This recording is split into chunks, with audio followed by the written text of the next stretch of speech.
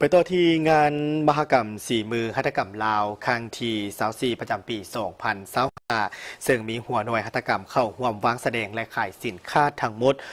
130 กว่าห้านซึ่งงานในครั้งนี้แมนจัดขึ้นเป็นเวลา5 วันจะเริ่มตั้งแต่วันที่22จนไปถึงวันที่26 ตุลา2025นี้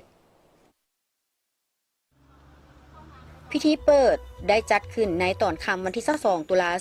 2025ที่ตำหนักผ้าไหมลาวบูฮานบ้านเสียงยืนเมืองจันทบุรีนครหลวงเวียงจันทร์เข้าหัวมีทานนางปานิยาทอตู้หองประธานประเทศทานมาลัยทองกรมสิทธิ์รัฐมนตรีกระทรวงอุตสาหกรรมและการค้ามีบรรดาทานทูตผู้ตั้งหน้าองค์การจัดตั้งสากลคณะบริหารงานสมาคมหัตถกรรมลาวนักธุรกิจสาวสร้างหัตถกรรมและภาคส่วนเกี่ยวข้อง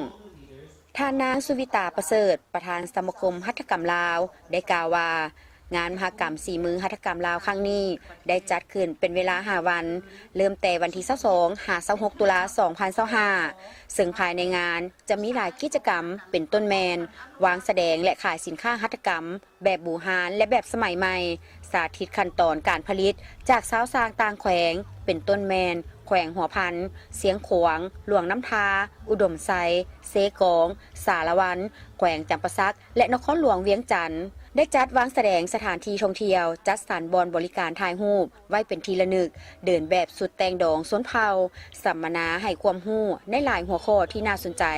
ประกวดฟ้อนลำวงลาวประกวดพาขวัญลาวและอื่นๆงานวางแสดงดังกล่าวได้มีหลายภาคส่วนและหลายหัวหน่วยหัตถกรรมทั่วประเทศเข้าร่วมเป็นต้นแมนภาคส่วนแผ่นแพรเครื่องประดับเครื่องจักสานผลิตภัณฑ์วัฒนธรรมอาหารพื้นเมืองผักหมักไม้ปลอดสารพิษเครื่องดื่มสมุนไพรและอื่นๆรวมมีทั้งหมด130 กว่าห้านเข้าร่วม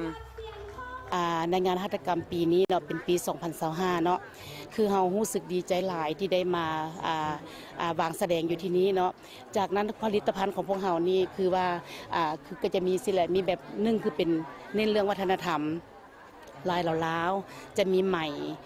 ม้อนแล้วก็จะมีไหมประดิษฐ์ด้วยว่าเป็นไหมคำแท้คือทางของพวกเราคือปีนี้นะรู้สึกดีใจหลายที่ได้มาร่วมงานนี้เนาะแล้วก็เป็นงานที่ว่า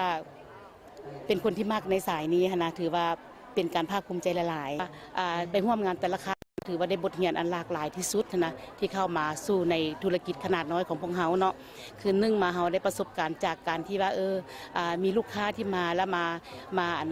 มีการแนะนำให้คำคิดคำเห็นที่ว่าต้องผลิตแบบนี้จนค่อยทันสมัยกับคนรุ่นใหม่แบบนี้ต้องทันกับคนแบบนี้จังซี่นะในสังคมของเรามันจะมีหลายรุ่นที่ว่ารู้สึกว่าหันมาใช้แบบหัตถกรรมลาวๆแล้วก็เป็นลายที่ได้อนุรักษ์ไว้นะโดยส่วนเยอะผลิตภัณฑ์ที่ข้าพเจ้าได้นำมาวางแสดงอยู่งานมหกรรมในครั้งนี้เนาะส่วนใหญ่ก็จะเป็นประเภทสินแล้วก็แพรไหมประเภทสินก็จะเป็นประเภทสินไม้ม่อนที่เฮ็ดจากประชาชนภายในแขวงหัวพันของพวกเราโดยถือว่าการตอบรับของผู้บริโภคเนาะต่อกับสินค้าของข้าพเจ้าก็ถือว่าทุกสิ่งทุกอย่างก็ถือว่ามีการตอบรับดีสมควรถือว่ามีสินค้าหลากหลายอย่างที่ว่าข้าเจ้าที่ว่ามีความนิยมชมชอบแล้วก็มีบางอย่างก็ที่ว่าเฮาก็เห็นตัวอย่างจากหาดอื่นๆเนาะที่ว่าเฮายังบ่ทันมีก็จะได้นำเอาบทเรียนที่ว่ามาการบางขายที่นี่เนาะเพื่อจะไปพัฒนาสินค้าของข้าพเจ้างานครั้งนี้นอกจากการวางแสดงและขายสินค้าหัตถกรรมของบรรดาชนเผ่าจากแขวงต่างๆแล้วยังมีกิจกรรมสาธิตขั้นตอนการผลิตสินค้าหัตถกรรมจำลองวิธีตลาดบูฮานกิจกรรมสัมมนาแลกเปลี่ยนความรู้ที่น่าสนใจหลายหัวข้อต่างๆเป็นต้นประเพณีการแต่งดองความหมายความสำคัญของการเป็นนายสร้างหัตถกรรมคุณค่าและผลตอบแทนของการเป็นนายสร้างหัตถกรรมประกวดพระขวัญลาวประกวดฟ้อนลำวงลาวการแสดงศิลปะวรรณคดีพื้นเมืองของมวลชนจากน้องนักเรียนโรงเรียนต่างๆและกิจกรรมอื่นๆอีกในแต่ละมื้อ